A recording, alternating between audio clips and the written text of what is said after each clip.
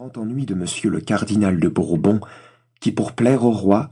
avait dû faire bonne mine à toute cette rustique cohue de bourgmestres flamands, et les régaler en son hôtel de Bourbon d'une moult belle moralité, sottie et farce, tandis qu'une pluie battante inondait à sa porte ses magnifiques tapisseries. Le 6 janvier, ce qui mettait en émotion tout le populaire de Paris, comme dit Jehan de Troyes, c'était la double solennité, réunie depuis un temps immémorial, du jour des rois et de la fête des fous. Ce jour-là, il devait y avoir feu de joie à la Grève, plantation de mai à la chapelle de Braque et mystère au palais de justice.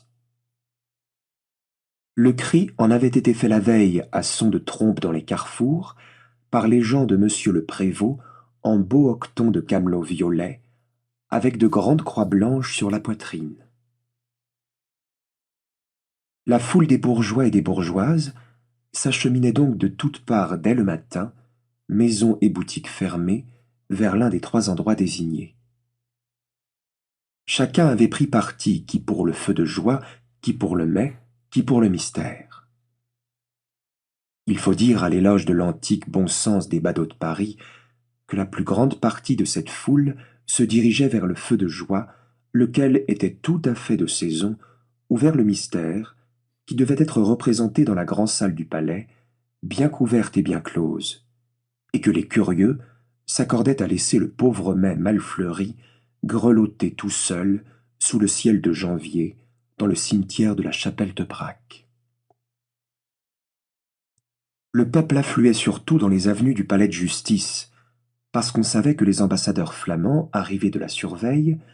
se proposaient d'assister à la représentation du mystère et à l'élection du pape des fous, laquelle devait se faire également dans la grande salle. Ce n'était pas chose aisée de pénétrer ce jour-là dans cette grande salle, réputée cependant alors la plus grande enceinte couverte qui fût au monde. Il est vrai que Sauval n'avait pas encore mesuré la grande salle du château de Montargis. La place du palais encombrée de peuple offrait aux curieux des fenêtres l'aspect d'une mer dans laquelle 5 ou 6 rues, comme autant d'embouchures de fleuves, dégorgeaient à chaque instant de nouveaux flots de têtes. Les ondes de cette foule, sans cesse grossie, se heurtaient aux angles des maisons qui s'avançaient çà et là, comme autant de promontoires dans le bassin irrégulier de la place. Au centre de la haute façade gothique du palais, le grand escalier,